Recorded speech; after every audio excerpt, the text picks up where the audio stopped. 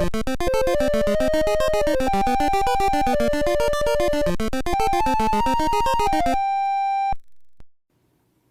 I'm Perry. Welcome to Retro Positive Review. Today, we're reviewing the 1986 cult classic film Highlander, directed by Russell Mulcahy. From the dawn of time we came, moving silently down through the centuries, living many secret lives, struggling to reach the time of the gathering, when the few who remain will battle to the last. No one has ever known we were among you, until now. The film follows Connor MacLeod, a Highlander from 16th century Scotland. During a feud with a rival clan, he is killed in battle by a mysterious dark knight, or at least he should have been. Upon returning to his village, Connor finds that he has miraculously survived a wound that should have been fatal to any ordinary man. Subsequently, he finds himself banished from his home village when his clansmen think him possessed by the devil. Connor then finds himself a new place to live, far away from others, but does not know why he was spared by death, and has no idea about the larger world he is now a part of.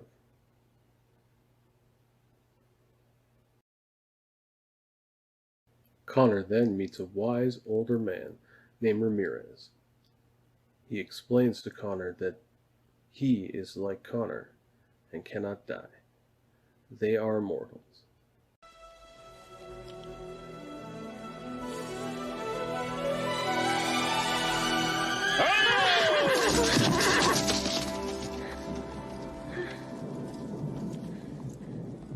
Greetings. I am Juan Sanchez Villalobos Ramirez, Chief Metallurgist to King Charles V of Spain, and I'm at your service.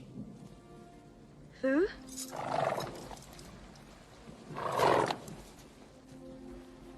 What do you want? You. You're Connor MacLeod.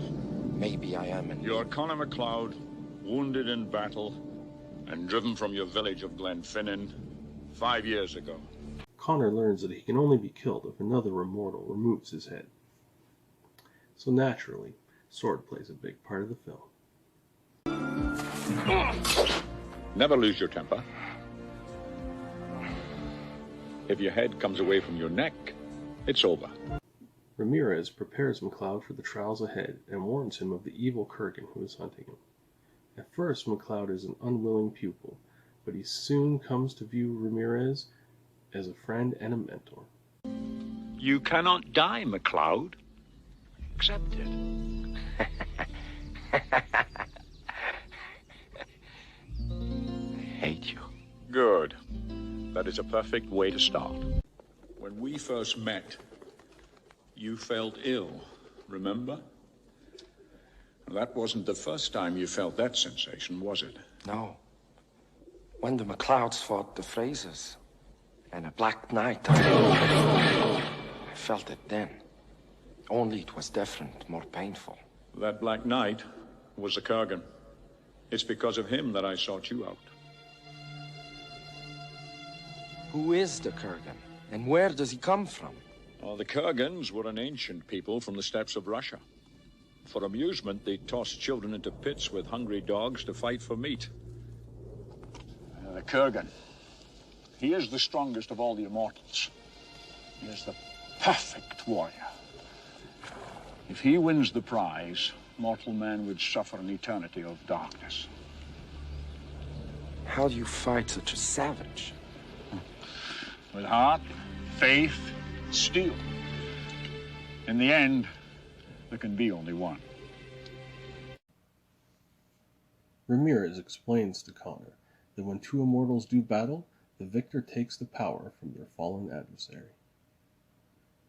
One day when Connor is away, the Kurgan comes looking for him, but finds only Ramirez. The Kurgan defeats him and claims his power. Years later in New York City, the gathering is underway, and Connor meets the Kurgan again. A final battle takes place to decide the fate of mankind. Will good prevail, or will the Kurgan claim the prize and thrust the world into eternal darkness? Remember what Ramirez taught you.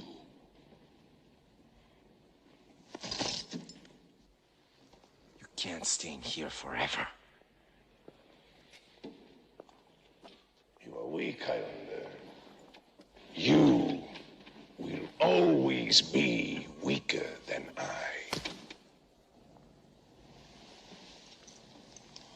I'll be out front. Goodbye, McLeod. We will meet soon enough.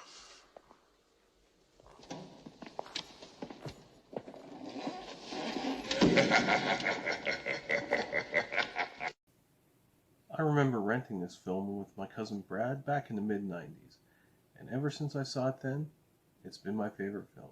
There's just something about it that I love, just an intangible quality that I can't really put my finger on, but this is my all-time favorite movie. Now, admittedly, that may make my opinion a little bit biased, but I really think that anyone who enjoys fantasy will enjoy this film as long as they're not put off by someone getting their head cut off. But this is a very complete story. Now, its sequels may not be getting reviewed on this channel, not so much because they were bad films, but because they didn't really make that much sense as sequels. Contained within themselves, the films are actually fairly well made. It's just they're not very good sequels to the original, and that's probably because the original is such a complete story that it's really hard to make a sequel. They probably should have gone with a prequel that kind of covered the mid portion of the main character's life that was kind of skipped over in this film, because his life covers several hundred years, and it's really only the first few decades of his life that are covered, and the last little bit in the 80s, 1980s. So, not to take anything away from those other films, or the filmmakers that made them, but they had a hard time, understandably, making a good sequel to this. So, it's debatable whether or not I'll ever review the two sequels to this film on this channel. As well as being my favorite, the film also stars my two favorite actors, Christopher Lambert and Sean Connery, supported by Roxanne Hart, Beatty Edney, Alan North, and the fantastic and menacing antagonist played by Clancy Brown. I think the casting in this film is superb. Lambert is the main star. He was relatively unknown at this time. He had done Greystoke, Legend of Tarzan, and a few French films, but he's really unknown, especially outside of France. And he was the right choice. They hit a home run with that, as far as I'm concerned. And then, of course, Connery. I mean, he was already a legend at the time this film was made, and his career spanned for quite a while after this. I mean, you can't really go wrong with Sean Connery. Just one of the coolest human beings to ever live, you know. I mean, he is James Bond, and in this film he's excellent as well, and adds a little bit of humor to the role, to the film with his role. But perhaps the best piece of casting in the whole film was Clancy Brown as the Kurgan. I mean, he's so good, it's so menacing as the bad guy, that even to this day when I see him play the good guy in something, I'm like, that's not quite right, you know. And that I love the guy. He's a great actor, but he seems to fit the bad guy mold better than the good guy. And just fantastic in this film. One of the best bad guys, in my opinion, ever in film history. And then the second main love interest in the film, the lead female role, Roxanne Hart. She is very good in this film. She had a difficult role to portray because she wasn't really, her character wasn't really fleshed out that much, but she's very good, and she surprisingly doesn't seem to appear in a lead capacity in that many other films. I mean, I can only think of like seeing her in, I think it was Letters to Iwo Jima or Pearl Harbor. I think it was Letters to Iwo Jima, in a small role, and I really have never seen her in anything other than that. And I'll have to look further into her filmography and maybe pull out a few and watch them. But I thought she was quite excellent in this. And B.D. Edney as Heather, his first love interest back at the first part of his life, she's quite good. And again, I've never seen her really in anything else.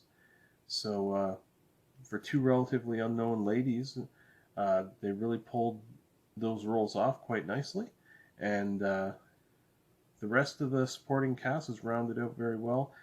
All competent and well-chosen actors as well in their own right. One of the best parts of this film is the romantic interest that the main character has throughout his life. There are two main interests in this film. His first wife, Heather, and it's a very satisfying love story. I mean, it really shows how much of an impact that a true loving relationship can have on somebody, especially highlighting this film through the long life of the main character, which gives an unusual perspective on things and makes the second romance in the story that takes place at the end of his life even a little more interesting because of the nuances that go on inside his own mind in even pursuing such a relationship after having such a long life and so many experiences. Now, the romantic aspects of the film are not focused on as much as I think maybe they should have been, and I think it's really one of the best parts of the film and adds a depth to this film that other fantasy films are often lacking, and just gives it a little bit more of a realistic feeling in a fantastical story. This is not by any stretch a perfect film. It has a few problems with it in all its 80s glory. I mean, the special effects have not aged as well as would be liked, and there's a scene where you can see some wires on the main actor, but I mean, it was not a high budget film at the time. It was made back in 1986, so if you can forgive those few things, I think you'll enjoy this film greatly if you enjoy fantasy, and especially if you're a fan of Connery or Lambert already. You haven't seen this film, check it out. You owe it to yourself. It is a cult classic. It's my all-time favorite, like I said, for a reason. And one of the main reasons to check this film out that I haven't mentioned yet is actually the music. I mean, Michael Kamen and Queen did all the music for this film. And Freddie Mercury is a legend in my mind. The only other film that I know of that used Queen for the entire score was Flash Gordon. And this is definitely the better of the two films, although Flash Gordon is a guilty pleasure of mine. But anyway, you can't go wrong with Queen. The power in Freddie Mercury's voice, the talent, undeniable. And they even went so far as to make a music video for this film where the title song, Prince of the Universe, has Christopher Lambert, who plays the main character, having a sword fight with Freddie Mercury using his extended mic as his sword. It's pretty cool. You can check that out as well. But yeah, this is a really good film. It's not one of the greatest films ever made or anything like that, but it's definitely a cult classic for a reason. Worth checking out. And when it comes to all movies, when it comes to my favorite film of all time,